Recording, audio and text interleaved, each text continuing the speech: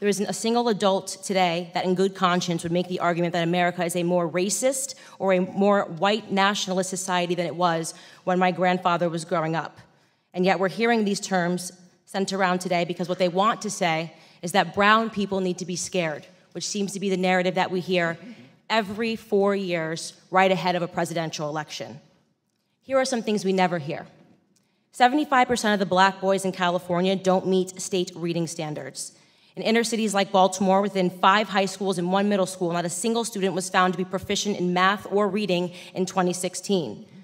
The single motherhood rate in the black community, which was at 23% in the 1960s when my grandfather was coming up, is at a staggering 74% today. I am guessing there will be no committee hearings about that. There are more black babies aborted than born alive in cities like New York, and you have Democrat Governor Andrew Cuomo lighting up buildings to celebrate late-term abortions.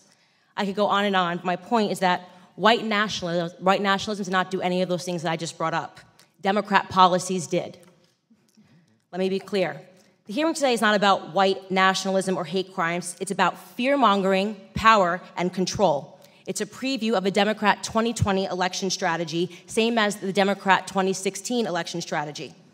They blame Facebook, they blame Google, they blame Twitter. Really, they blame the birth of social media, which has disrupted their monopoly on minds.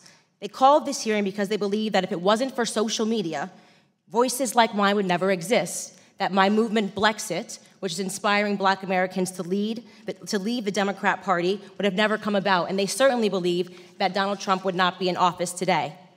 Looking on the next thing to focus on now that the Russian collusion hoax has fallen apart.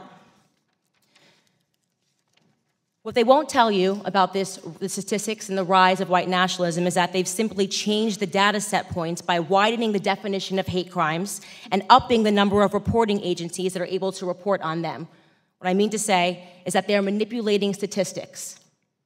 The goal here is to scare blacks, Hispanics, gays, and Muslims into helping them censor dissenting opinions, ultimately into helping them regain control of our country's narrative, which they feel that they lost. They feel that President Donald Trump should not have beat Hillary.